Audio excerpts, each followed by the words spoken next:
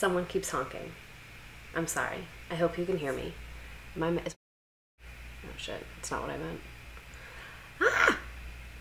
Let me see something. I'll just wait for you to get here and you can tell me how the audio and everything is. Can that person stop screaming? Literally, what is this?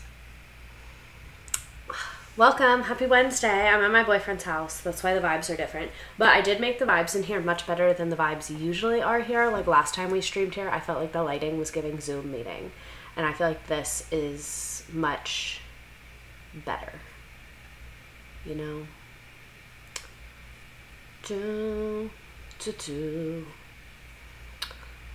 I hope my mic is set up right. I feel like I skipped a step, but I don't know what it was.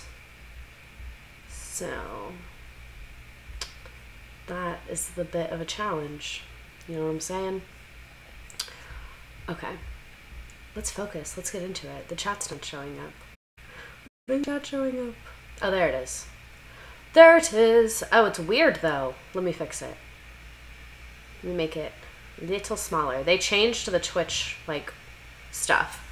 Welcome back. You're here now. I feel so awkward for the first couple minutes when I'm here by myself. I really hand it to people that have like a stream and only 2 people are on there and they're like really trying to like build their audience. Can y'all hear me okay? Is my mic messed up? I really feel for them because it's like a struggle when you're alone on here. How are we living? How are we laughing? How are we doing? Oh, someone asked how I'm doing in regards to the election.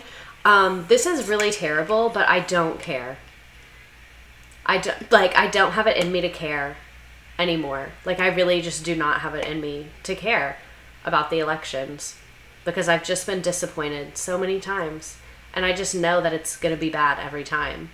So I'm like, okay. You know what I'm saying? Like, what are you going to tell me that's worse than something that's already happened? Literally nothing. Does your boyfriend watch your streams? Sometimes. I don't think he's watching it right now. I don't hear me, so I don't think he's watching it. Mad Crows M, thanks you for subscribing. We love, oh, official 2-month streak since I've had money to subscribe. I've been here since the beginning, bestie. I love that. Thank you.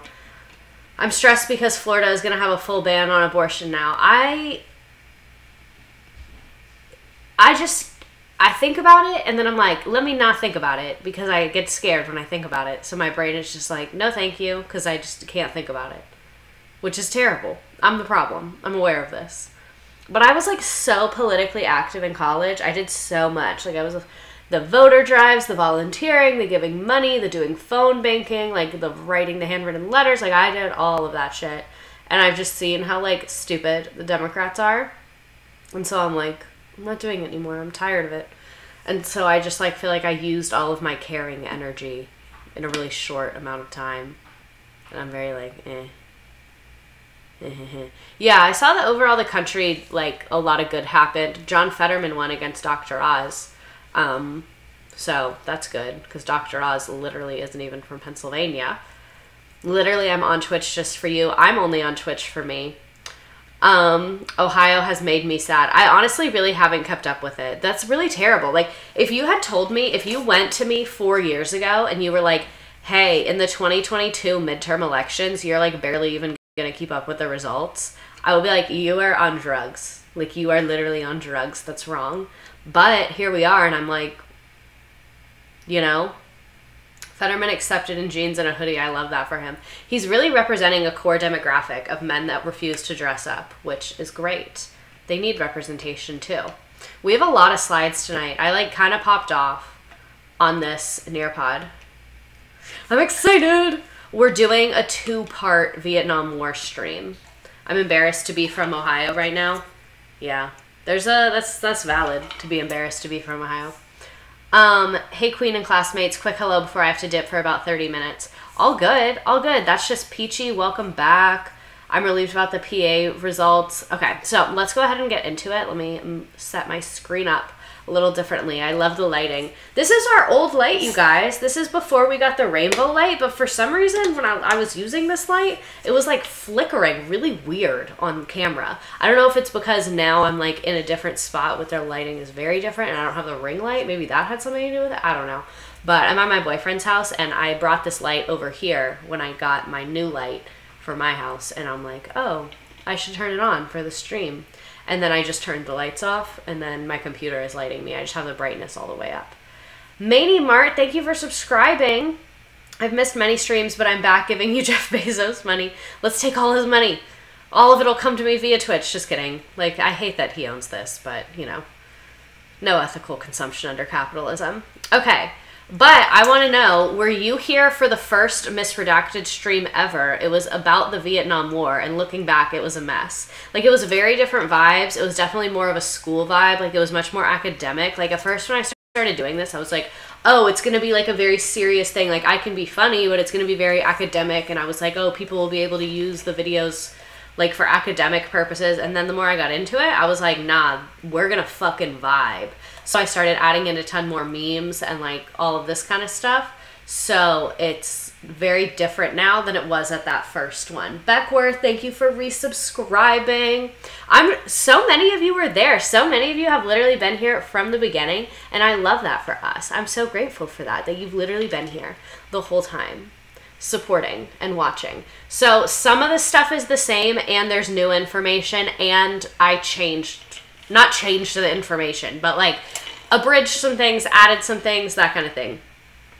I think I came in halfway through the first stream and missed a lot. There were a lot of people on that first stream. That was the highest numbers I've ever had on a stream. There were like 400 people on it. But most of the time, platforms like will do that to you. They'll do like the first thing that will perform the best so that it like creates a lot of dopamine and that you're like always chasing that. So it's really common for your first one to just always be the best one, which I think is really interesting.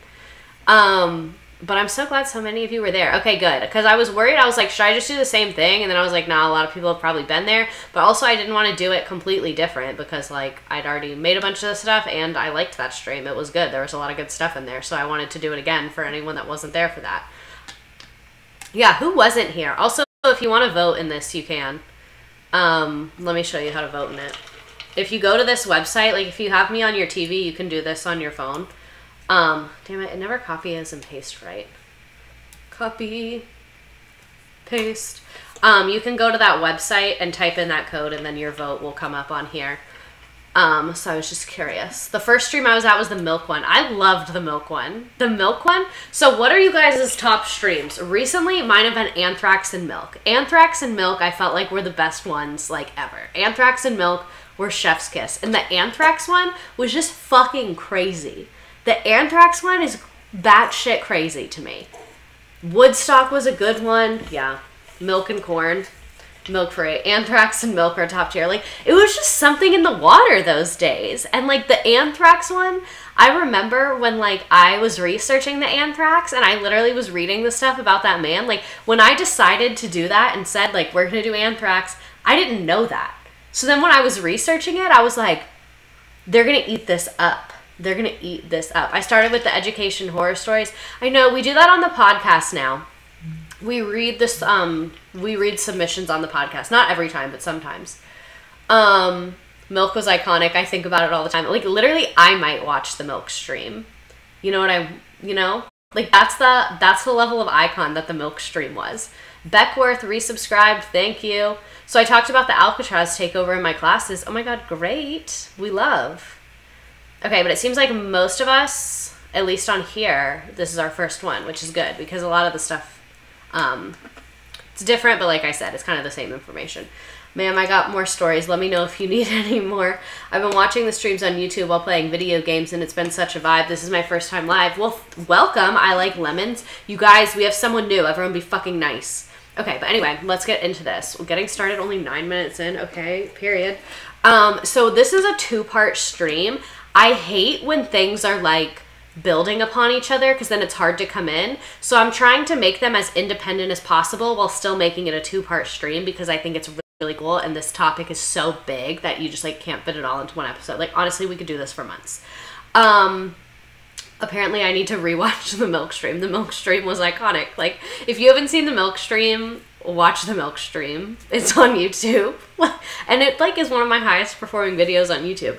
But anyway, today is part 1. Today we're going to be talking about the context of the Vietnam War within the Cold War. Because I think a lot of people don't understand the Cold War and how fucking batshit crazy it is. So we're going to talk about a little more detail of that. Your stream about the Vietnam War last time made me actually care about it. My students. Nice plants. Thank you. He grew all of these plants. He grows plants. Aw, my coworker. Me and my coworker are like this. Let me tell you. That is bestie vibes right there. We should do a book club. I am illiterate, but I love that idea. But anyway, and we're going to do a general timeline of like most of the war, not the end of it, but most of it. And then we'll talk about some military fuck shit. And then we're going to talk about the Vietnamese military and the various like groups in Vietnam at this time. Woodstock 69 is the best vibe. That was, I feel like that's like a low-key great one, you know?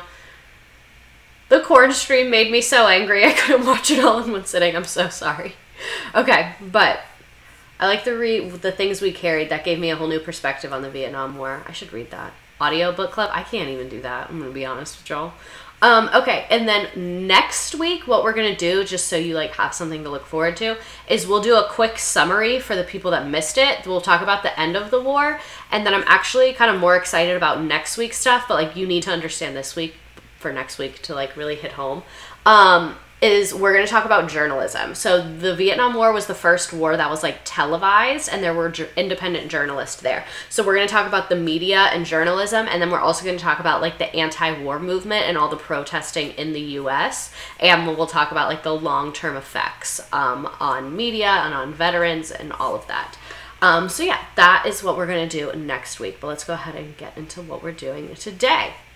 Also wanted to give the disclaimer that we're not going to go into super extensive detail of Vietnam's history before the war, because I'm more of like a US history guru person, so it's kind of from that lens. And on the next stream I'll be providing a list of like resources to learn. I tried to find some today for it, but like I didn't have time to really read them, and I was like, I don't want to just be providing shit just to be providing shit, so I was like, I'll do it next week and I'll have time on the weekend to like really go through it. So yeah, I just wanted to say, like, this is coming from a perspective of someone that has lived their entire life. Actually, no, that's not to say I lived my entire life in the US, but it's not true. Has lived like 90% of their life in the US and is coming to it from that perspective. And we'll talk a little bit about Vietnam's history before, just like for context, but not the like whole entire history of Vietnam, if that makes sense. Do you want to read this before you repost Twitter vibes? No, literally. I hate when it says that to me. I'm like, this is pop crave. No, I don't. Vietnam was one of my hyperfixations during high school. If I subscribe, do I get access to all the past streams on Twitch? No, but all the past streams are on my YouTube, so you don't need to pay for them or anything, but all of them are on YouTube. On Twitch, I can only make them stay up for 2 weeks. Once I reach a certain level, I can make them stay up for a month. But that's like a Twitch thing. Looking for the Milk Stream on YouTube. It would be on the history playlist. And like the thumbnail is like literally milk. Like you'll know it when you see it. Okay. Let's get into it. I've said that like 6 times. I'm so sorry. But before we talk about the Vietnam War, you need to understand the Cold War. So the Cold War, the stream is unlocking the experience of having undiagnosed ADHD in elementary school. Oh my god. I like how Twitch plays while I'm in my phone. YouTube gotta stay in the app. So yeah, very tough. So ADD. America, so many wars. This is a Dr. Pepper. This is like one of those corny cups. I bought this for my dad. It says, sorry for what I said while I was docking the boat, and then I stole it back. Happy Father's Day. Okay, but anyway, Before we talk about the Vietnam War, you need to understand what the Cold War is. It was basically between the US and then Russia, the USSR. So the Cold War was an open yet restricted rivalry that developed after World War II between the US and the Soviet Union and their respective allies. So it was basically like the US and our BFFs versus the USSR and their BFFs. And like we all hated each other and we're like doing war, but the US and the USSR never declared war on each other. They're like, we're literally not even in a fight. I never said we were in a fight, so why would you say that we're in a fight? Because we're literally not even in a fight. I never said we were fighting. We're not fighting. Is like literally the vibes of the Cold War. So basically the reason that they were beefing is because after World War II, Europe was like decimated and like fucked. And the US was like, we want Europe to be capitalist and we want to spread capitalism in Europe because we love money and we want to trade with these people. And then the USSR was like, well, we want to spread communism because we love power and we want to become more powerful. So they were like, we're going to spread communism through Europe. So it's basically like the US and the USSR were beefing because they were both just like trying to be the baddest bitch on the block and trying to take over and trying to spread their influence on what's going on. So that's why they hated each other. Which at the end of the day, like most wars just go back to like a dick showing contest, literally. Like most wars, it's just that. It's just two leaders doing that. This is why when I'm queen of the universe, if a leader wants to go to war, they have to do it like hand-on-hand combat, leader to leader. They can't send anybody else. My nukes are bigger than your nukes. Literally. It's giving NSYNC versus the Backstreet Boys. They also had an arms race. Like, they were like, I have bigger guns. No, I have bigger guns. And not guns, like literal nukes and bombs and shit like that. And they were trying to grow their militaries a ton. And they were like, no, I'm going to be the first in space. No, I'm going to be the first in space. And, like, that was just the vibes the whole time. Carry a big stick. Yeah, literally. It's just, like, literally just relax. It's so embarrassing. Leader to leader, let's go. I think it should be hand-on-hand combat, leader to leader, and then it should be live streamed everywhere. Like, you can watch it anywhere. You go in any bar, it's playing. Like, I want it to be, like, big-ass world news style. Someone needed to gentle parent them. We just need to gentle parent the president. Someone give me Joe Biden's phone number. I'm going to gentle parent him. Okay, so, where is Vietnam? Vietnam is right here. It's in Asia. It's in red, just if you wanted to see it on a map. I, like, feel my hair on me, and it's itchy. You know when that happens? It's just, like, too on you.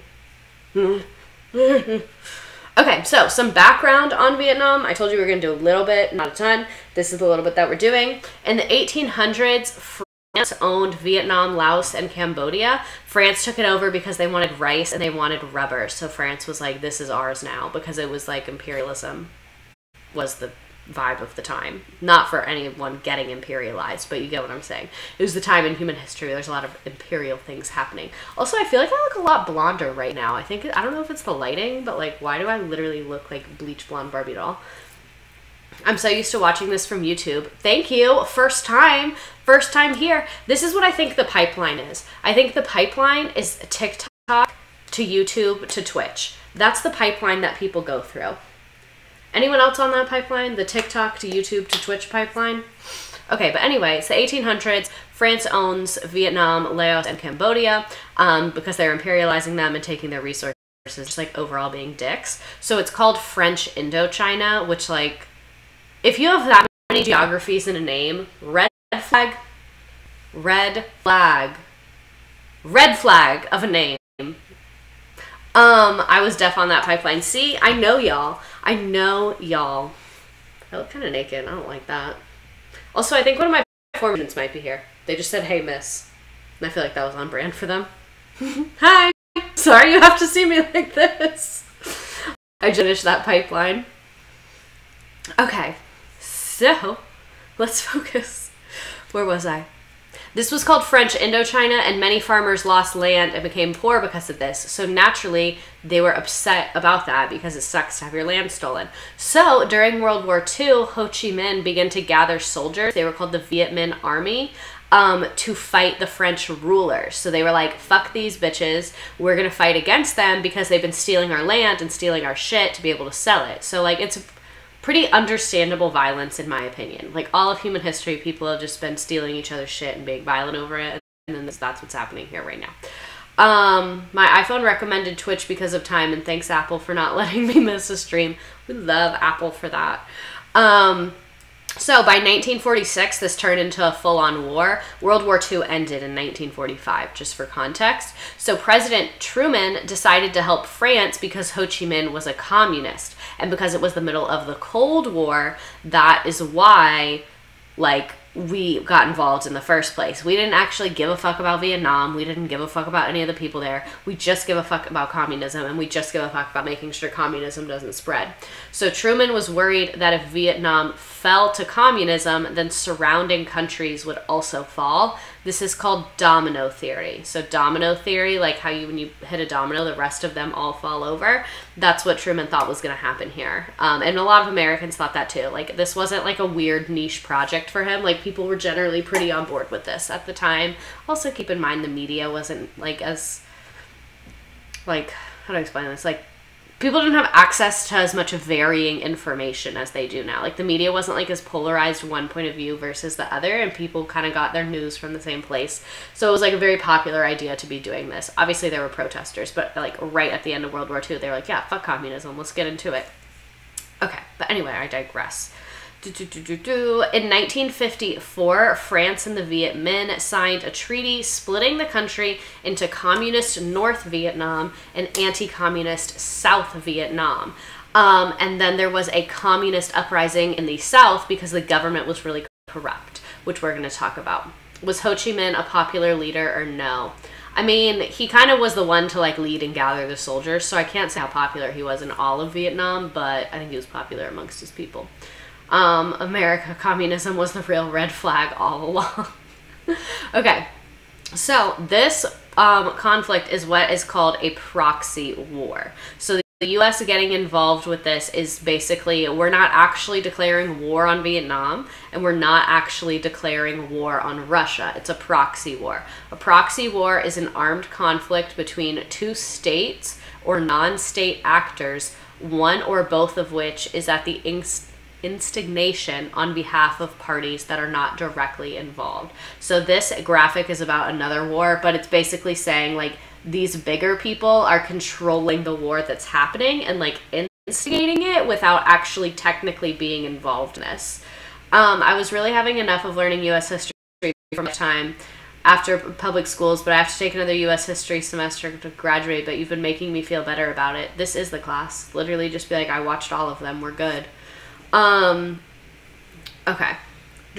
So that's what a proxy was. So I just want to show you, this is the list of proxy wars in the Cold War. So I'm going to start it again. This is a screen recording of me scrolling through Wikipedia just in the Cold War. This is not human history. This is not all of this entire century. This is just the Cold War. Just the Cold War. Watch how many there are.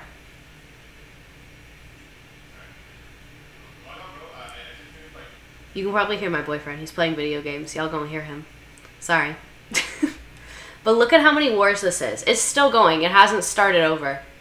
So these are all the proxy wars that were getting involved in the Cold War. So even though we never declared war, look at how much conflict the U.S. is in. Like, look at how many times the American flag has come up. Okay. Isn't that crazy? I guess I didn't realize the Red Scare was the entire reason we were in Vietnam, but OMG. I know. I know. You're preaching to the choir here. This shit is fucking crazy. So, how did I copy this slide twice? Sorry, I copied it twice and then like formatted it differently each time. But this is basically what's happening to Vietnam, is they're just like literally getting their shit rocked from every single angle. Because as you can see, pretty much everyone involved, like they're for ulterior motives. Like, no one's there to help the Vietnamese people. Like, it's either we're trying to take out our aggression on Russia and we're using you to do it, we're trying to imperialize you so that we can take your resources, or just we're taking your resources and we want to, like, exploit the fuck out of you. Like, they're literally just getting their shit rocked from every single way possible, and no one is in their corner. And their country is also, like, just going through a lot. Like, it's right after World War II. They just had this experience with the French. Like, they just need, like, help and stability and, like, economic stability. And, like, people need a way to make money and support themselves.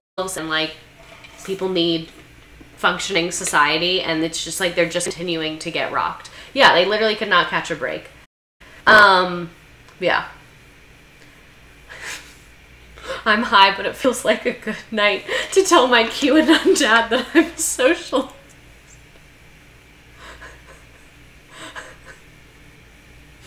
I'm not gonna tell you you're wrong, but like per Vietnam. Did you use memes like this in class? Yes, but not as often as I do here. But yes, I did. If I didn't, it was like the time. Like, I would always have good ones, and I'd have the kids make them too. I was very pro meme in the classroom. All wars were started by men. They were. So, like we said, this split happened where they have North Vietnam and now they have South Vietnam. So North Vietnam is communist, and then South Vietnam is anti-communist. Let me, like, double check that I got that right. I don't know why. I, like, always doubt myself, like, always gaslight myself into thinking that I was wrong. But yeah, I'm right. The North is the Viet Minh, they're communist. The South is anti-communist. And then I just wanted to put some pictures of Vietnam so you could, like, see the landscape and see the geography. I've never been there, but it's beautiful. Like, look at the trees and the landscape. You can see lots of hills. This is where they grow something. I think rice. I don't know. I'm not a farmer. You can see very watery. Like, lots of, I don't know if this is called a lake, but it rains a lot there. Very jungly, very dense. You can see very mountainous, but very gorgeous, very beautiful country. Here's a map of it, like a topography map. So you can see there's lots of mountains. Here's the south, here's the north. Okay, so Ho Chi Minh. This is the leader of the communist side on the north. So as early as 1900, Vietnamese nationalist movements emerged. One leading Vietnamese nationalist was Ho Chi Minh. He was a dedicated revolutionary who left Vietnam in 1912, joined the French Communist Party in 1920, and then served on communist parties of Russia and China in the 1930s. So literally Mr. Worldwide right here. And then during World War II, when Japan seized control of French Indochina, France, however, refused to recognize the independence of Vietnam, and armed conflict between the Vietnamese and French forces began in 1946 and lasted for 9 years. And Ho Chi Minh kept control of the north, but was unable to establish control in the south, where the French ended up putting a Vietnamese emperor. And then in 1950, the Soviet Union and Communist China recognized Ho Chi Minh's government, and then American leaders, viewing Ho Chi Minh as a communist, gave the assistance to the French. So that's kind of like, we did the same thing twice, like, what's the US doing? And then we just did, like, what's Ho Chi Minh doing during the years leading up to this conflict. But that is who this is. You can see he's been communist for a long time. Here are some pictures of him. I think he was relatively popular with the people he was leading. Like, when you have a natural leader, it's very hard to measure, I think, but generally good. Okay, so by 1954, the United States was paying for most of the French war effort. So at first, it just started as us giving them money. Like, it wasn't super involved of us actually bringing troops there. It was just financial. Because President Eisenhower refused to commit U.S. troops. He was like, yeah, we're not fucking doing that. And then Vietnamese forces won a decisive victory in 1954, forcing France to withdraw from Indochina. So France was like, yeah, we're getting our shit rocked a little too hard, so we're gonna go. Also, keep in mind, France, like, literally went through World War II as well. So they're probably not really in the mood to fight right now. And in the spring of 1954, representatives from Indochina, France, China, the Soviet Union, Great Britain, and the United States assembled in Geneva, Switzerland, to negotiate a peace settlement. Laos and Cambodia were made into independent neutral states, and the country of Vietnam was divided into two, Ho Chi Minh and the Vietnamese Communist in control of the north, while a Vietnamese emperor who was pro-capitalist was given control of the south. The U.S. being France's sugar daddy for this war. No, literally. The U.S. loves being a sugar daddy. Like, war is the sex-positive sex worker, and the U.S. is the John that fell in love. We're obsessed. We're obsessed. And it's embarrassing for us. It's so embarrassing for us, honestly. I have that TikTok audio stuck in my head where it's like, we cannot escape, we cannot come out. Mama. You know the one I'm talking about? The US needs a sugar parent right now. Addie is daddy. Oh my god, I really like that username. That's funny. Subscribe to Prime. Okay, also I made the font bigger. Are we into this? Someone last week was like, make font bigger, please. Font is bigger now. Do we like? Okay. So this is the Geneva Convention that we were just talking about. Here's another map. And then here's a picture of them at the convention. Also, I think it's kind of funny that their little convention kind of looks like a pussy. Like, that's serving, you know? I like it. I think it's great. You're doing amazing, sweetie. Thank you so much. I feel like we're powering through these slides right now. Like, let's take it slow. Let's hang out for a second. Say as I'm a third done and 30 minutes in, so maybe this is a pretty good pace. My hearing, most of the Vietnam War was proxy wars. It's giving like or am I just like, no, so the Vietnam War was a proxy war for the Cold War. Like, the US didn't want to get involved directly in fighting Russia, so we were like, hey, we'll help South Vietnam. And then Russia was like, we're gonna help North Vietnam. And it was like just a way for us to be dicks to each other. Wait, is the Cold War still? The Cold War is technically over, but in the hearts of our leaders, it'll never be over, if that makes sense. That's so crazy. Alliances are dumb playground rivalries. No, they literally are. This is why, like, the founding fathers were drunk 20-year-old racist, but broken clock is right twice a day. You know what I'm saying? So sometimes they say things that you find that you're like, that makes sense. And one of them, or a couple of, these are my favorite things that the founding fathers have said. I don't remember who said what. I'm not into, like, founding U.S. history at all. I, like, literally don't care. Sorry. But anyway, one is that George Washington was like political parties. That's a terrible idea. He was right about that. Is that not exactly what happened in the Korean War? Yes, the Korean War was just a lot shorter. One, George Washington was like, fuck political parties. That's a terrible idea. The nation will never be more divided. Here we are. Other one, someone said, fuck alliances with other countries. Like, we don't need to get involved in their shit. Don't deal with them. Isolation to your fucking self. And I think points were made. History is scary when you're high. You're telling me. You aren't telling me. Why are we so committed to upholding standards set by drunk teenagers? That's the $1 million question. That's the $1 million question. Okay, but anyway, so now that France is gone, what are the vibes? We have the North and the South, super divided.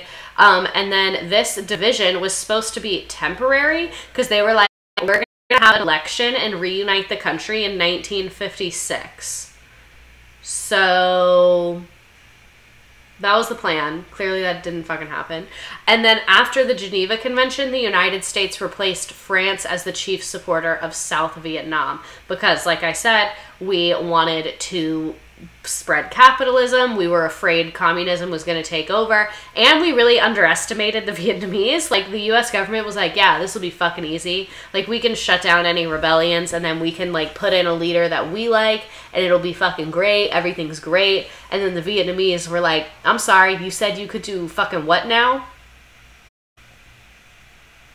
And then we left, is how it ends. Spoiler alert. So, the U.S. entering the chat whenever a country is vulnerable. Laugh at the meme. I wish I had a straw for my Dr. Pepper right now. You guys, I had Chili's today. Today was Chili's day. I took a PTO day today. Isn't that saucy of me to just take a PTO day like I have it? Hurricane Nicole expected to make landfall in Florida overnight. That's why I'm at my boyfriend's house. Because he didn't want me to drive him. Hee hee. Not America trying to play God with other countries. I was on PTO on Monday, but I cried all day. If you're gonna cry, it should be at work. That's my logic. Like, if I'm sick, I'm not gonna use a sick day on that. No, I'm gonna go and I'll be miserable at my desk. But then if I feel great, I'm like, today's the day. These memes are fucking gold. Thank you. I really put a lot into them. I love that they get acknowledged. Okay, so who was the leader of South Vietnam? Ngo Diem, I think. We're going to go Diem because I don't know his name. After the Geneva Conference, Vietnam's emperor remained in France and appointed a Catholic nationalist as the prime minister there, Diem. So Diem deposed the emperor the following year and then refused to hold the elections in 1956. So things are not going like exactly how we expected. It's not really what the plan was, yet here we are. He claimed that the elections would not be free in the North because Ho Chi Minh had already established a communist dictatorship. So he established his own oppressive regime in the South and executed many political opponents. And then his brother became the head of the secret police, so everyone hated his brother. And then lands that had been given to peasants got returned to the landlords, because remember, before they were like, this is our communism vibes. So land that people owned, they were like, oh, we're going to give it back to the landlords now. So like naturally, people aren't into that. Like historically speaking, people are not into losing land. Like, which is understandable, you know? They're just very much not into it. Where was I? Diem was also a Catholic, which, like, I don't know if you've ever been to Vietnam, but Buddhism is a little more popular than Catholicism over there. So he had really intense discrimination against Vietnamese Buddhist. So it's, like, not shocking that he wasn't the most popular guy around.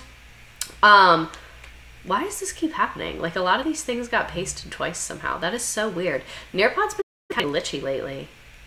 Very straight. And here's a pic of him. He just kind of looks like kind of a narc.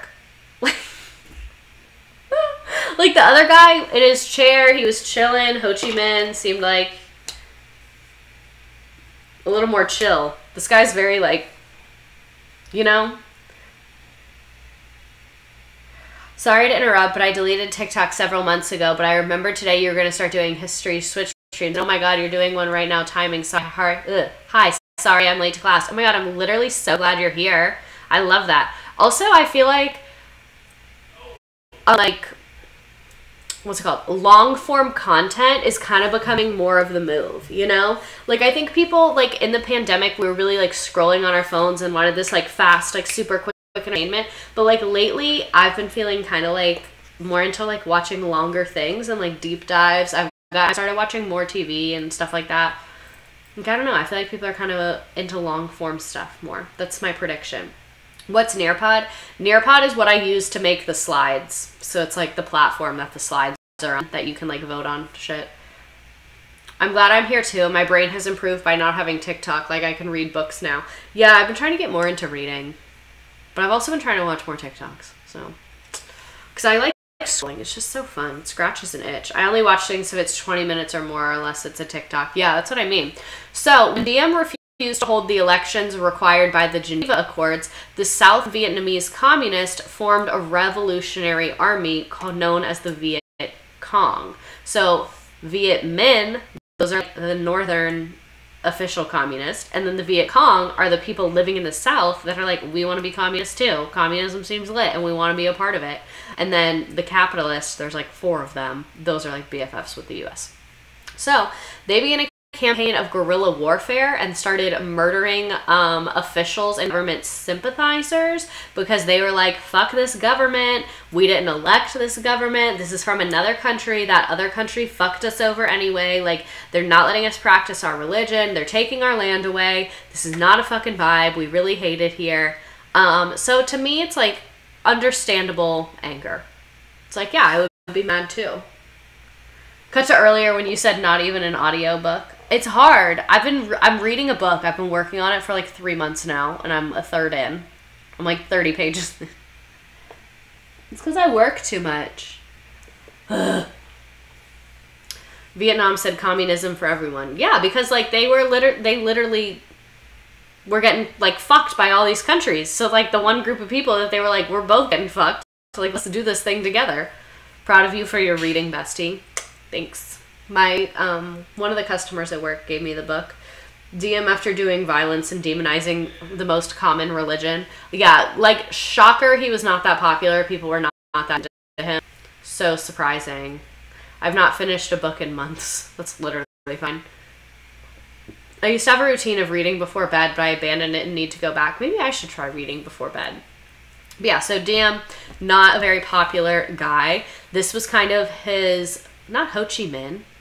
That's not the right person. See, the copying and pasting is getting weird. It's supposed to say the Diem leadership style.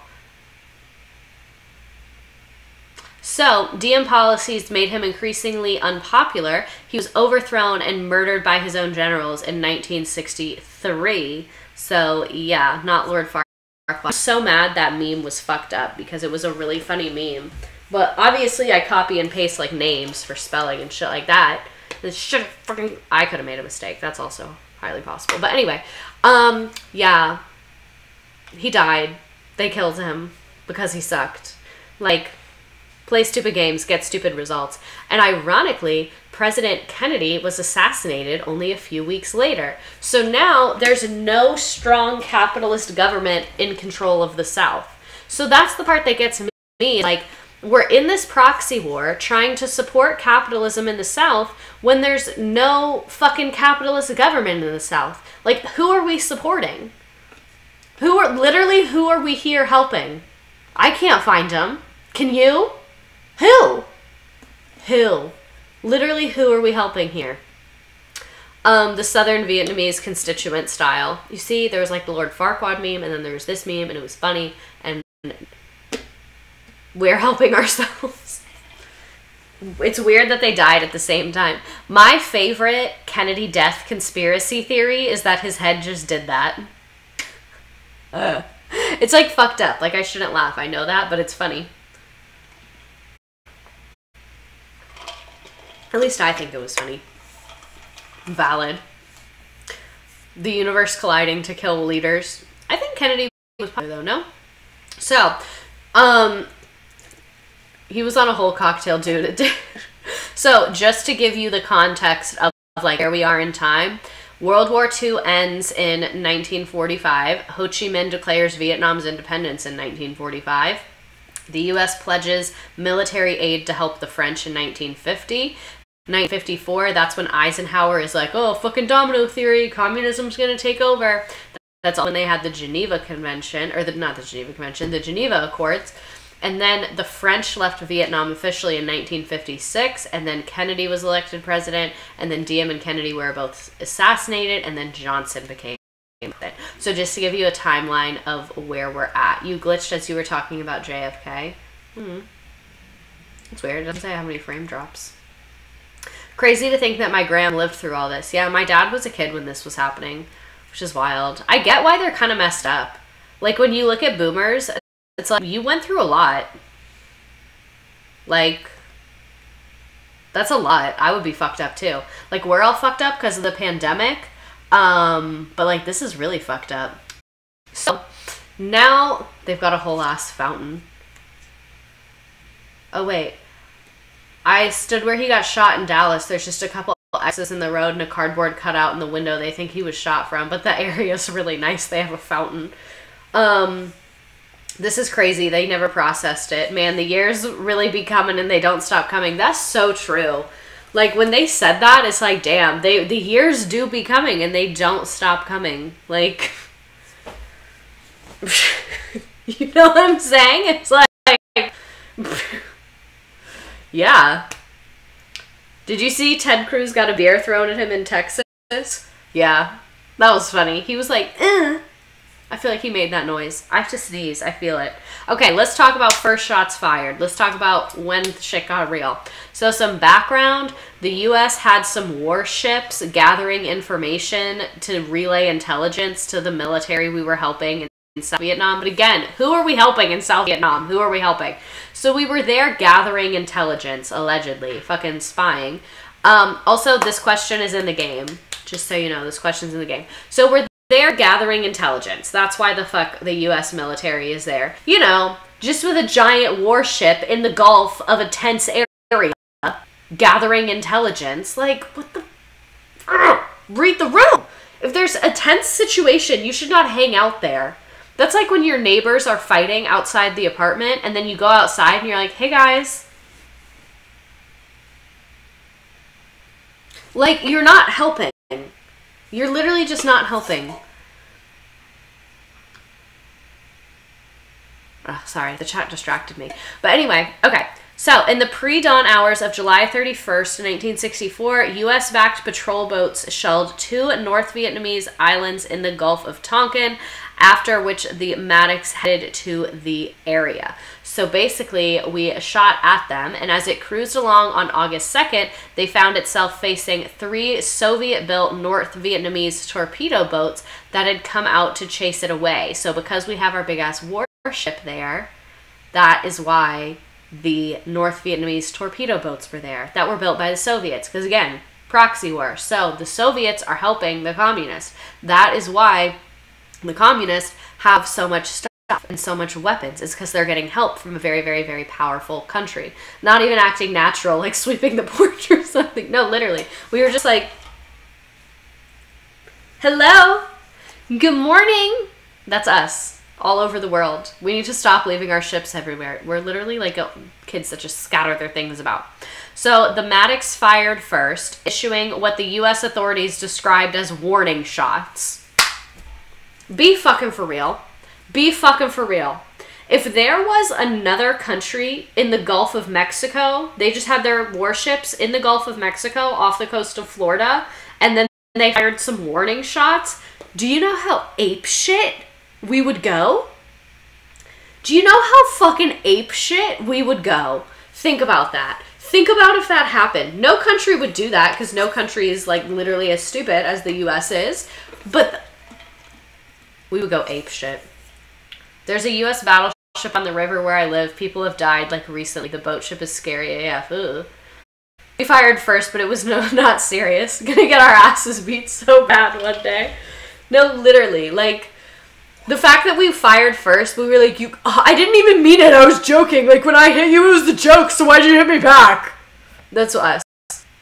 That's us. We literally are the biggest clowns, and this is the circus. But anyway, undeterred from the warning shots, the 3 boats continued approaching and opened up with machine gun and torpedo firing of their own. The Maddox badly damaged at least one of the North Vietnamese boats while emerging completely unscathed. So we're stupid, but we know how to fight is really essentially the only like summary I have for this. The U.S. needs an HR, the U.S. king of gaslighting. No, literally. Like, we are stupid, but it's fine, I guess. I'm not touching you. The U.S. and the Gulf of Tonkin. That might be the chat of the night. That might be the thumbnail shot. That was funny. I'm not touching you. I'm not touching you.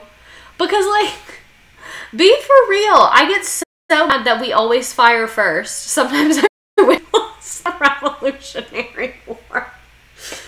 I think a lot of people wish we lost the Revolutionary War. But yeah, we fired first. Okay. Work with kids, and one of them pushed another one, and when questioned, he said, I pushed him, but he fell really hard. Stupid, but knows how to find my new Instagram. I'll be suing you for copyright infringement. I love that we both fire first and also are the victim in every conflict. We literally have such a victim complex. Probably said they were scared for their lives or some shit. I thought they were gonna rob us, even though they're going the opposite direction. So here is, I don't know if this is a particular incident happening, but this is what comes up on Google Images. And then here's where the Gulf of Tonkin is. So you can see we were literally all up in their shit. Like, all up in their shit. Because keep in mind, we're helping the South Vietnamese, helping the government that doesn't exist. That's what we're there to do, allegedly. Here is South Vietnam. That is South Vietnam. What are we doing all up in their pussy? Like, literally all up in this country. Like, so far north. As far north as one could be, debatably.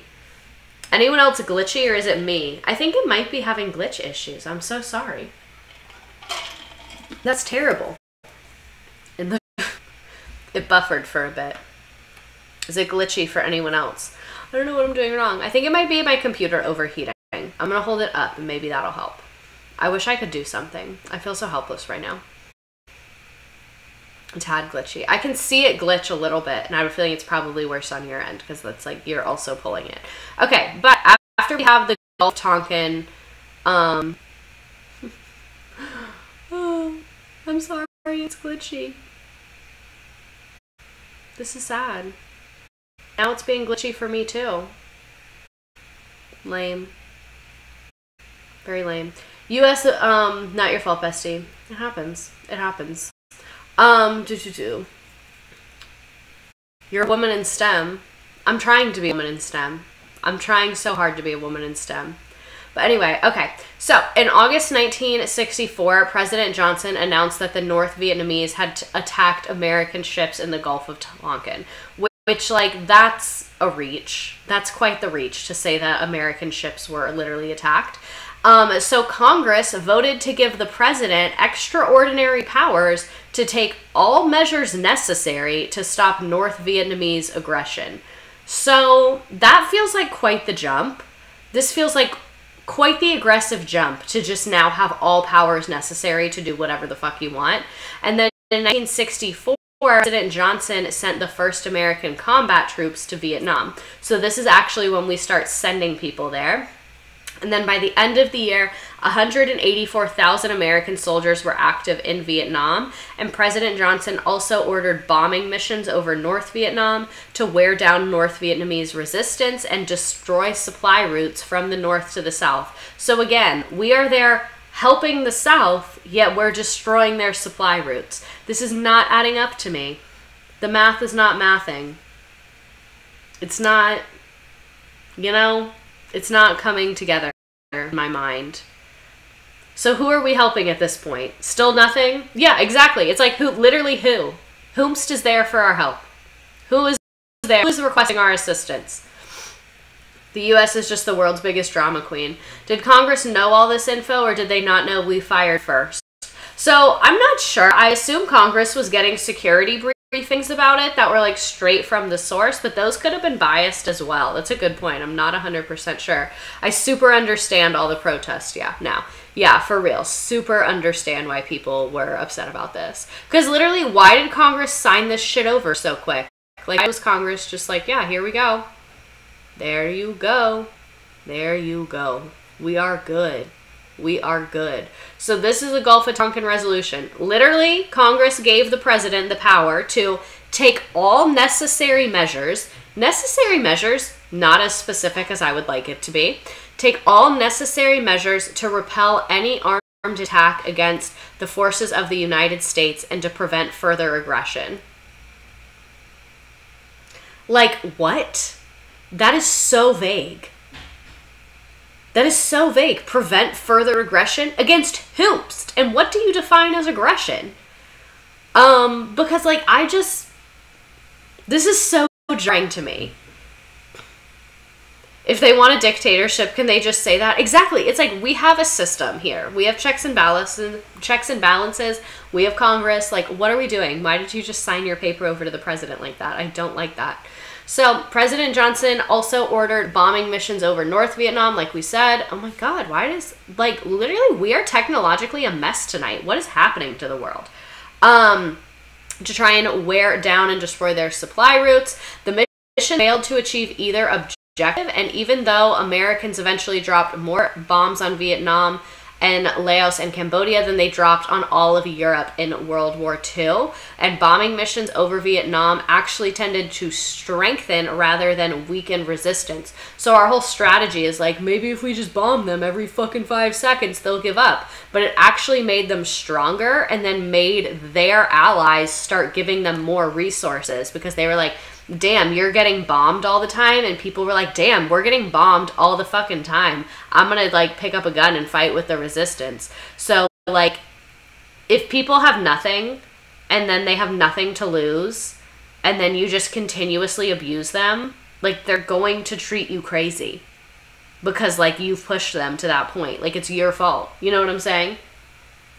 Could you imagine if anyone treated the U.S. like we treat others? We would be so sad about it. We would be the most dramatic. We would literally be the most dramatic. So here's a map over the bombing missions in Vietnam. So you can see, like, literally how much we were bombing North Vietnam and then also South Vietnam. Like, this is where we're supposed to be helping. And not only was it more not only was it double the amount dropped on Europe and Asia during World War II, it is the largest aerial bombardment in human history. So the largest bombs from the sky in human history. And again, here's the map so you can see. Anything purple is a bomb, and you can see, like, this whole area is dark purple. So naturally, everyone here is like, yeah, fuck this. I want to fight these people, which is pretty understandable. I felt like this was going to be a relatable meme. Why were we bombing South Vietnam? What did they even do? We were bombing South Vietnam because there were communist uprisings in South Vietnam. Like, in South Vietnam, they were like, we want to be communist. We want to be a part of North Vietnam. And we were like, shut the fuck up. We're here to help you. And then we were just bombing them, is essentially what's happening. Why on earth were we doing so fucking much? No, literally. That's why this is my favorite topic, because everyone knows about the Vietnam War, but I feel like people don't know about the Vietnam War. Like, it's literally like a literal bomb for help. Exactly. It makes no sense. And it's just so violently stupid. And I don't understand it. Shh, we're helping. I'm trying to help you. Literally. Exactly what was happening here. Love the meme, BTW. So let's talk about some of the military stuff and warfare. So Viet Minh was the political enemy, or political and paramilitary enemy that the U.S. hated. They were tasked with overthrowing the U.S. imposed government in the south half of the country. Viet Cong was I like literally can't talk right now. These words are hard. The Viet Cong was the American name for the militia forces they fought against, meaning the communists in the South are the Viet Cong. So American soldiers were unable to distinguish between soldiers and friendly Vietnamese people because they're idiots. Like, because American soldiers are idiots. So, like, I don't know what to tell you. So they were often killing civilians. They were literally, like, murdering tons and tons of innocent people, women and children, because they were like, well, that small child could be a soldier. And so, like, they did have some children soldiers, but usually not. But anyway, so tons of civilians are getting murdered by the U.S. government. American units even destroyed entire villages. So they would, like, go to a village, literally, like, it sounds like otherworldly. Like, it sounds like a TV show. Like a Game of Thrones style. Like, they would go to a village and be like, we're looking for the Viet Cong soldiers. And those people would be like, no one here is a communist. We are literally farmers and there's 12 families here. Please leave. And then they would, like, murder and torture everyone. Like, women, children, everything. And just be like, you're going to tell us where these soldiers are. We know you're hiding them. And, like, relax. Relax. So they would destroy these entire villages. Oh my god, is today Veterans Day? Not me saying U.S. soldiers are stupid on Veterans Day. I feel like one day I'm going to run for Congress and there's going to be clips. Like, the Republicans are just going to pull all these out of context clips from this stream and it'll be like, U.S. soldiers are stupid. I hate the economy. I think we should burn money. Like, all together. This lesson is making me want to call my estranged grandfather who fought in the Vietnam War and tell him I'm a communist. Let's have him on the stream right now. Let's call Gramps in. So, Viet Minh, that is the Vietnamese communist-led organization, the official one that was fighting Indochina. Viet Cong is the communist-led guerrilla force in South Vietnam that's also being supported by North Vietnam. I just want to explain the difference between those two. We should have lost the Revolutionary War. No, it's literally going to happen. Like, I'm predicting it.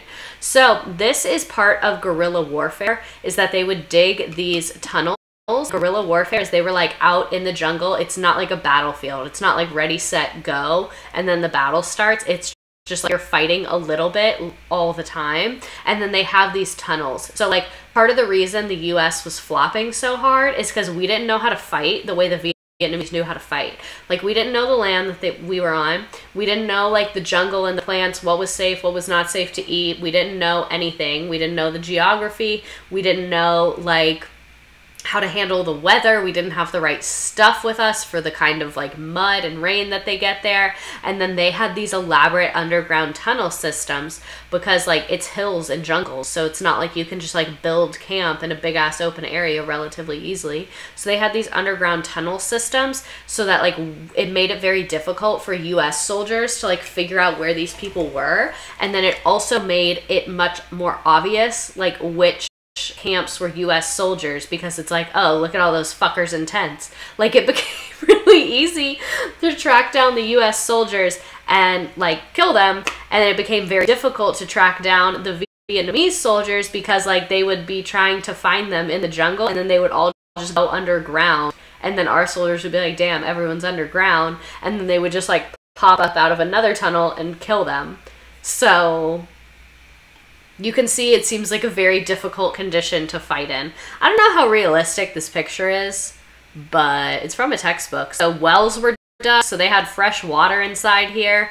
Then they also had weapons storage. They also had like these traps, I guess. They had like their bunks. Like there's a whole thing. My claustrophobia could never. No, same. I could not handle this. But for the times, bro, I thought everyone figured out tunnels in World War II. Thanks for the pick. Yeah, no, it's a very, we're all visual learners around here. But yeah. Me looking at the guerrilla warfare tunnels minus the violence. I'm curious. Like, I want to walk around and see what the vibes are. I'm very curious to see. How did they breathe? They're open air at the top, see? They have air vents in them. So you can get some air there. It probably didn't smell great. I'm going to be honest with you about that. It's probably not the best living condition in the world. But the other thing, you're not getting rained on, which is nice. I learned what trench foot was. One of the worst days I've had. I don't want to know. I'm good. I'm good not having that knowledge. I'm so good there. So let's talk about the Ho Chi Minh Trail. So like we've been, do you think they decorated? I wonder how long they were in these. It was like a couple days, couple months. They seem like difficult to build, so I think you'd want to use it for a while. But anyway, let's talk about the Ho Chi Minh Trail. Because we're talking about, there's the communist North Vietnam, and then we have the capitalist South Vietnam that's having all this communist uprising. So the Ho Chi Minh Trail is how they were getting supplies into the communist South Vietnam. Because obviously the US is not just going to let them get deliveries and shit like that. So it was kind of like a secret network, including the tunnels as well. It was a military supply route running from North Vietnam through Laos and Cambodia to South Vietnam. So you can see it kind of goes right on this border. And the route sent weapons, ammunition, manpower, and other supplies from communist-led North Vietnam to their supporters in the South. And they were very, very primitive, so they could really be built quickly. Because this is why we were bombing this area so much. But the trail was literally just like trails. So it's not like you have to rebuild a whole ass railroad or repave a road or anything like that. So like it's really difficult to fuck up a supply route when you can make a supply route in 24 hours. Because literally they'd be like, we bombed your supply route, and they'd be like, yeah, we already have a new one. We don't even use that spot anymore. Like they were all kind of through this general area, but they kind of had different, slightly different routes. They didn't decorate because they think it's gay. Oh my god. It's not the US military. I don't know what the Vietnamese military stances are on that during this time. I'm so into Tunnel, the innovation slays. No, it really does. But yeah, so they would just rebuild super, super quick. So that's what I mean is like the US was fighting like we were fighting another America when we weren't. So like all the tactics we were, not all of, but a lot of the tactics we were using against the Vietnamese were just like not working because they were like, not how we do stuff.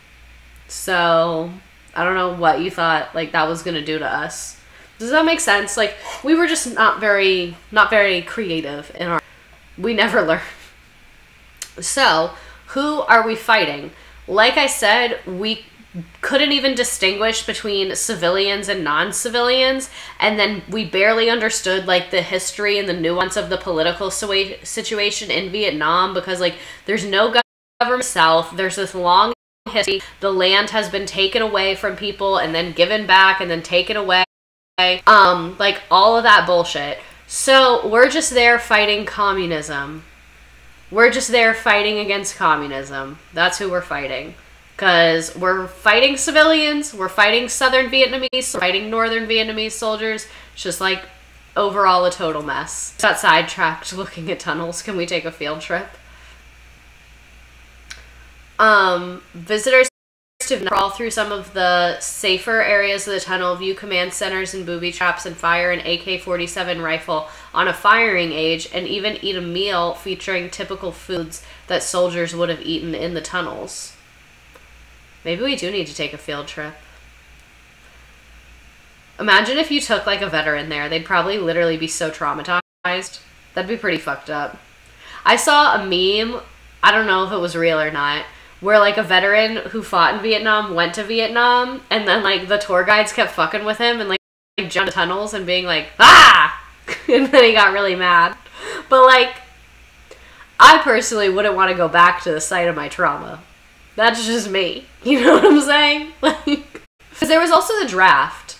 A lot of the soldiers didn't want to be there, which I think is important context. It's very different to sign up versus to be dropped off. You know what I'm saying? So let's talk about the People's Army of Vietnam.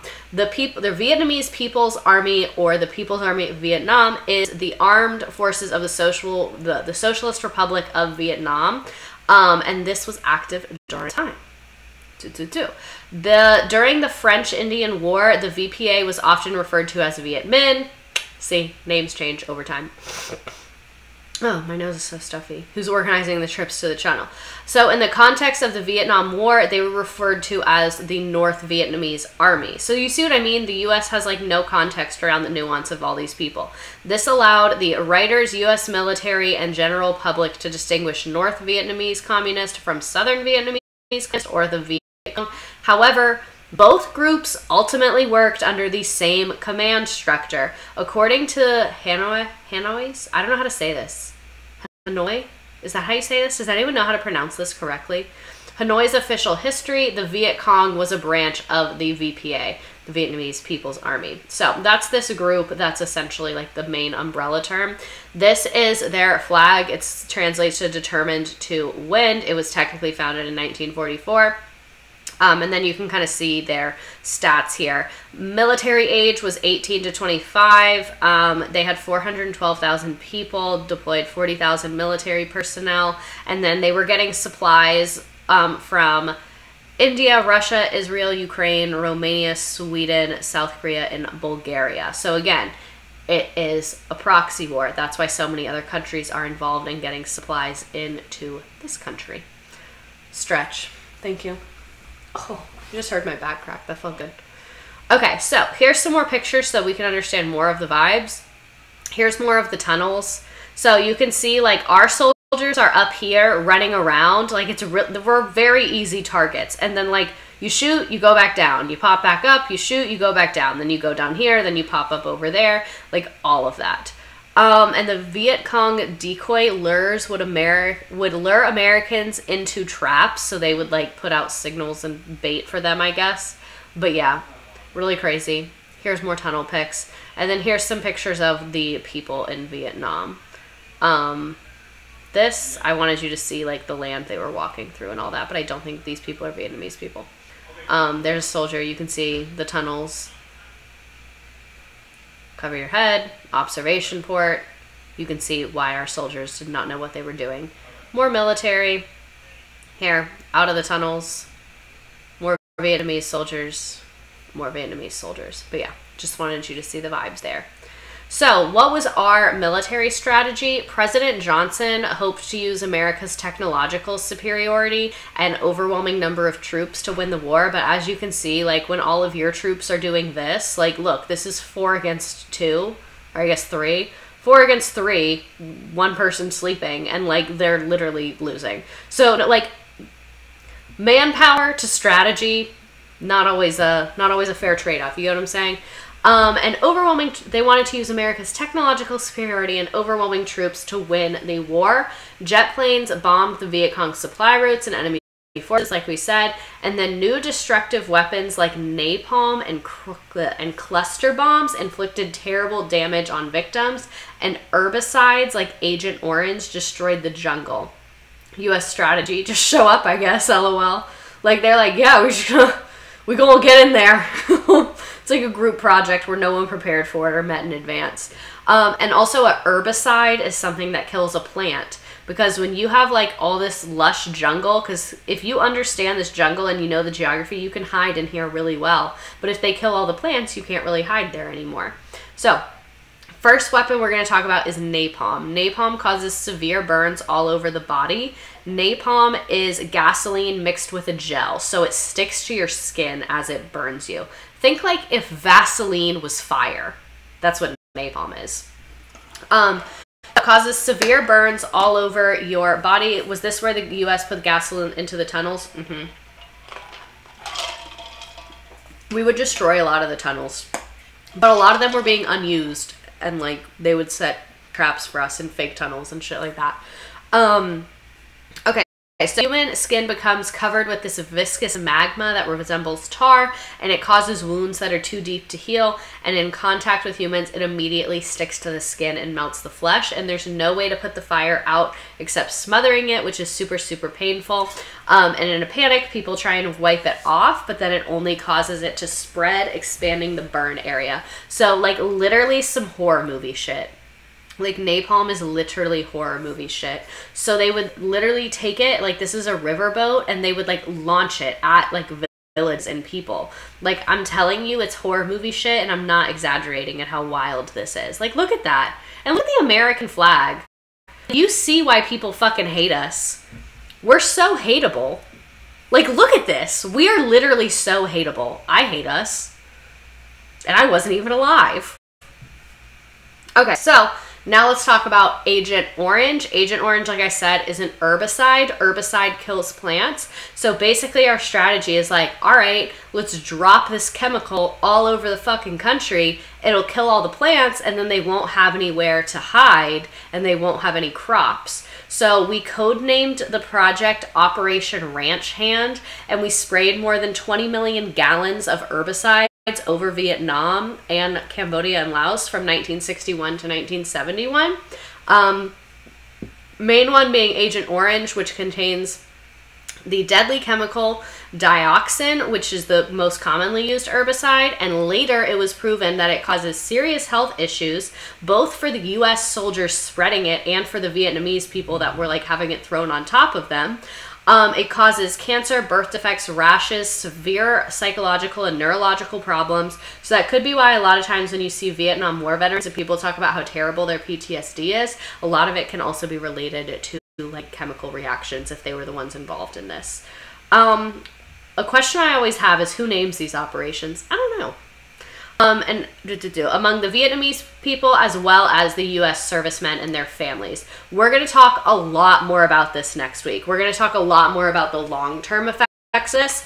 Today we're only talking about it from like a military perspective really, but we'll get into like what happened because of this and all that. But the one thing I wanted to show you is the effect of it. So this is like very lush jungle, and then look at how like tragic that is. Like, as if it wasn't enough for us to come there and fucking launch fire and kill people, we also have to destroy the environment. Horrible. Horrible. I had a campus security guard who was a Vietnam vet. Anytime a plane flew by, he would immediately stoop down and do a crouch. Ugh. Mr. told me that Agent Orange was manufactured by Monsanto. Ew. Yep. Literal mass destruction. My great-grandfather fought in Vietnam and fucked him up. It was brutal. Yeah, in my opinion, like, the U.S. soldiers are really victims too because they had the draft, so they were required to go. So, like, people did not want to be there. They also had very heavy drug use in Vietnam, like, among soldiers. A lot of them were smoking weed. A lot of them were dropping acid and stuff like that. It was just, like, a lot. It was just, like, a lot. Next stream, we're going to talk about that too, because we're going to talk about the long-term effects. And when I look at these weapons, like I've been saying, it's literally just horror movie shit. Like, it's so crazy that this is just, like, allowed, and it's crazy that Congress never approved it, because Congress just gave the president the power to do it. Congress was like, You got this, king. It's all you. It is all you, my good sir. Which is wild. We're a joke. And this is the circus. I keep saying that, but it's true. I was pretty proud of this meme, too. The more I learn about Monsanto, the worse it gets. Yeah, pretty much. That checks out. I can't wait for the next stream. The next one's going to be good. But you see what I mean? Where you kind of need to understand this to understand all the protests and stuff. Honestly, this might turn into a 3-parter. Who knows? But yeah. Not the dab for freedom. Dab for freedom. It's a good joke. A great joke. Okay, so the Tet Offensive. Now it's 1968, and North Vietnam launched a major offensive of South Vietnamese urban centers that became known as the Tet Offensive. This played an important role in weakening U.S. public support for the war in Vietnam. So that's why, like, this is, like, kind of one of the last things we're going to talk about, and then next week we'll go into, like, the protests and all that. I feel like this was a good kind of halfway point. But basically, in the beginning of 1968, American military leaders thought they had finally broken the power of the Viet Cong. However, during the Tet Offensive, launched on the Vietnamese New Year, January 30th, the Viet Cong seized control of many major cities in South Vietnam. Although American forces were eventually able to drive the Viet Cong out of the strongholds, the offensive showed that the communists were far from beaten. The American commander in Vietnam asked for another 200,000 troops. So this was kind of a turning point because they were like, oh, these people are not fucking around. Like, the Vietnamese communists really want to be communist, and, like, they're not just letting us win. And it was really crazy because when this first happened and when Congress gave that power to the president, they were kind of like, oh, this is a tiny country, they barely have any resources, like, it's gonna take us like 5 fucking minutes and then they'll be capitalist just like everybody else. And the Vietnamese were like, think fucking again, motherfucker, we are not going to do that. And they fought super, super hard to defend their land and defend their livelihoods because we were literally just coming in there being crazy and being obsessive. Ugh. But this is where you can see the Tet Offensive, 1968. You can see in this area right here, you can see the deaths in the U.S. going up very dramatically. U.S. deaths per month. Horrifying. Horrifying month of operation. See, Vietnam from December 1961. Scoop. Hydrate. I don't have any water. But we're still going to play the game. We're still doing the game tonight. But that's what we're going to leave off for this week. Next week, we're going to do a quick summary of this. Then we're going to talk about the end of the war, the media coverage, and journalism. We'll talk about the My Lai massacre, and then we'll talk about the long-term effects of the war and the drugs and all that stuff. That being said, have I made these slides yet? No. No, I have not. So it could have different stuff. Who's to say? Next week is next week. But you can see here's the entire timeline. So this is where we left off, was the Tet Offensive. And then we'll start with the My Lai massacre and then talk about all of this stuff and much, much more. Before we play the game, I wanted to see, how are we feeling about the 2-part stream? How are we feeling about that? Are we into that? Are we not into that? If you want to vote, go to that website and enter that code that I just put in the chat, join.nearpod.com. And the code is NRKQP. Makes me excited for next week. That kind of thought. I'm glad you're into it. I wouldn't have been offended if you weren't, because I'm not great at long-term projects, so I don't think we'll be doing this that often. But it's fun. It's a good time. I like the deep dive. That's what I mean. I was like, I literally cannot do this in one. At some point, can we do things related to World War II or the Berlin Wall? Ooh, would be very open to that. Okay, but now let's play the game. I'll give you some more time to get on here. Look at everybody. Your little votes. Cool. Love that we're living for the 2-part stream. But any host. Where was I? Game. Game. So, you do not have to play the game. We're going to hang out. We're going to use the jungle one, because we were talking about Vietnam, and it's in the jungle. This is a trivia game. It's 10 questions. They're all multiple choice. I try and keep them relatively easy. But yeah, you don't have to play. We're going to keep talking and we're going to keep hanging out. And if you don't have another device, the questions will come up on the big screen. So you can just like play in your head without actually answering them. But let me put the join stuff in the chat again. There's the link. Or here's the info right here. If you can, it will show up. So feel free to use a nickname. Don't do anything weird or racist or gross. Milkater, love that. But yeah, I'll give everybody a couple minutes to join if you want to join and play the game with us. Tonight's stream is like perfectly an hour and a half. Look at us go. I want someone to literally take my spine out of Mac and wring it out like a paper towel. That's what I want. Aloha. Hello. Your thing is different. I don't know what that means. It says turbo. I don't know what that means. Just made myself dinner and got a can of Dr. Pepper. I'm so excited. That's the night. That's the key to a great night there. There's 21 people on here. I'm going to go ahead and hit start. Oh, there's 22. I'll give them the join info again. Turbo is a way to watch channel without adverts. Oh, that's cool. Nice. Aloha, Carl. Welcome. Welcome to the freaking party. Also, Just Linus, thanks for following me. Christy Style 12, thank you for the follow. Addie is Daddy, thanks again for subscribing. Love Bagels 2 for the follow. Wait, please. I'm waiting. I'm waiting. I'm waiting. Waiting just for a Cordelia. 26 people on the game. Okay. Oh, and it grades you on how fast you are and if you're correct. So, now there's 27. A Cordelia, I'm hoping that one of those was you. It'll let you join late. Even if I hit start, you can still join. Just be a little behind. Okay, good. You're here. All right, I'm hitting start.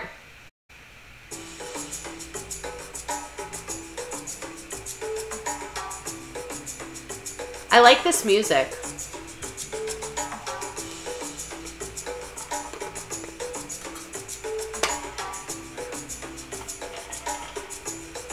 What did we learn about today?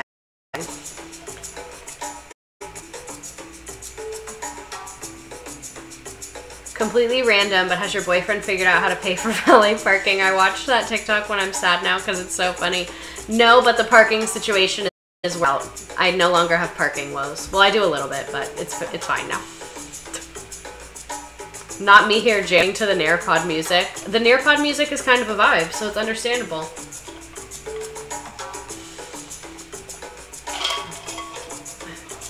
I'm gonna turn it down a little bit. Did the U.S. declare war of Vietnam on Vietnam? Oof. I was trying to finish this before a meeting today. I took the day off, but then I was still going to go to this meeting that was virtual because I've literally been begging everyone to have this meeting. And then no one showed up except for me and this one dude. And I was just like, wow, this was really lame. Have we had Chili's this week? We had Chili's today. Today was Chili's day because I was at home today. Not working, I was just chilling. The U.S. was at war with blank during the Cold War. I'm getting a pimple right here, I feel it. Fun fact, I didn't watch the lesson, so I imagine I'll do fine with my Oakland Public Schools education. Honestly, probably. Oakland probably has better public schools than most of the country.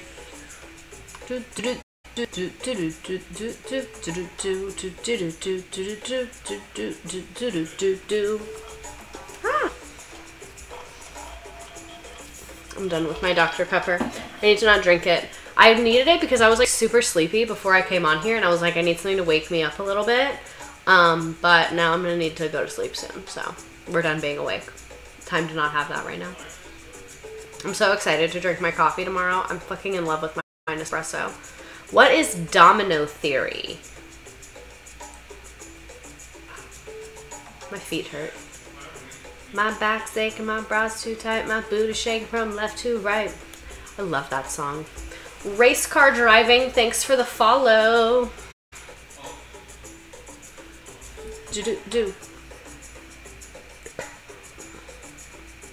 I also did some true false. Love true false. Oh my god, the person winning right now. Don't make me say that. That like literally is the worst visual I've ever had in my life. So thanks for that. I will be suing. I'm traumatized. Literally. Ugh.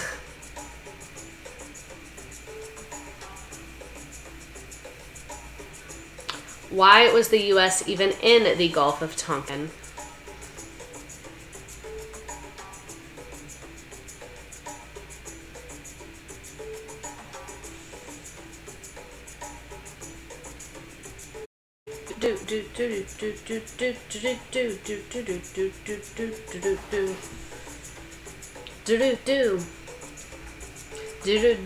I went with what I assumed was a typo. It might have been, honestly. Made this very quickly. Which war had the most bombings?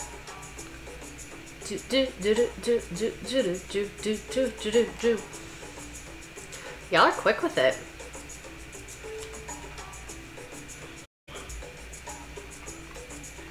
I think we have 2 more questions.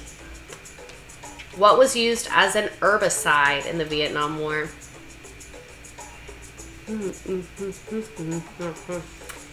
Quick again, Agent Orange. Holy shit, this is so stressful.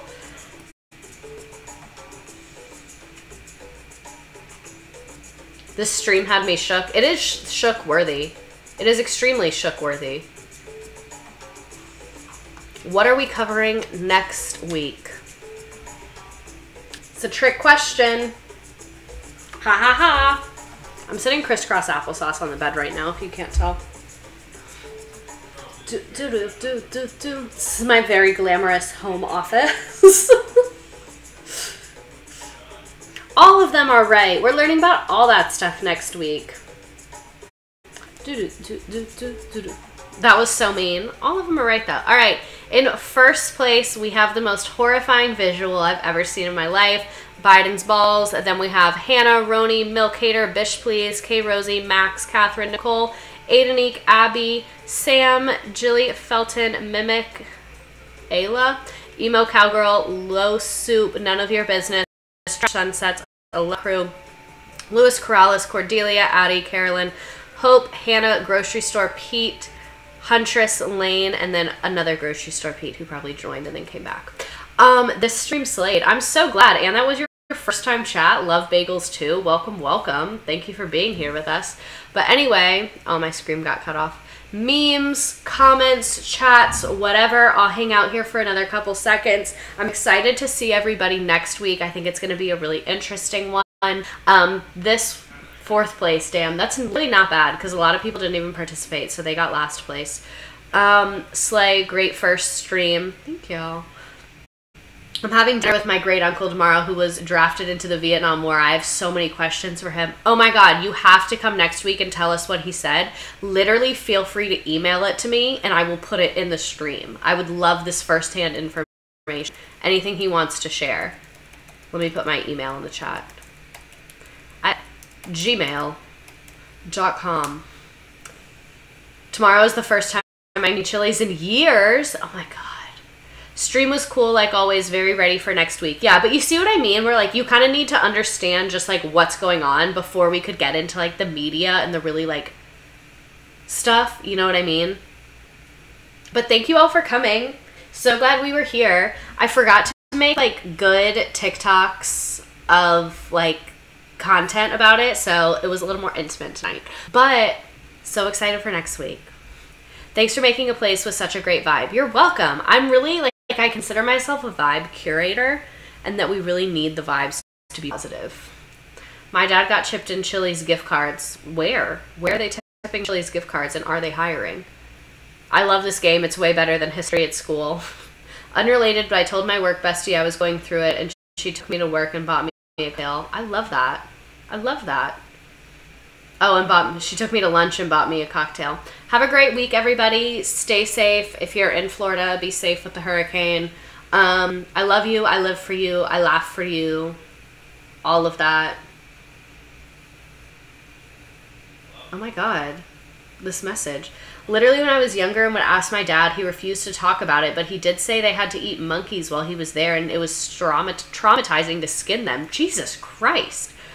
Dads all have PTSD.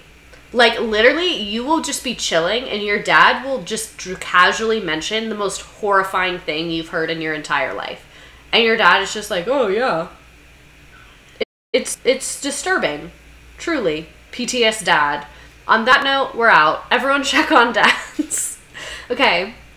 Love you, TTYL. See you right here in a week, except hopefully we'll be back at my apartment. I feel like whenever I stream from my boyfriend's apartment, it has like divorced dad energy. It's like, oh, I'm at my dad's house. Like, it's fine. Like, it's literally fine. Like, it's literally fine. But like,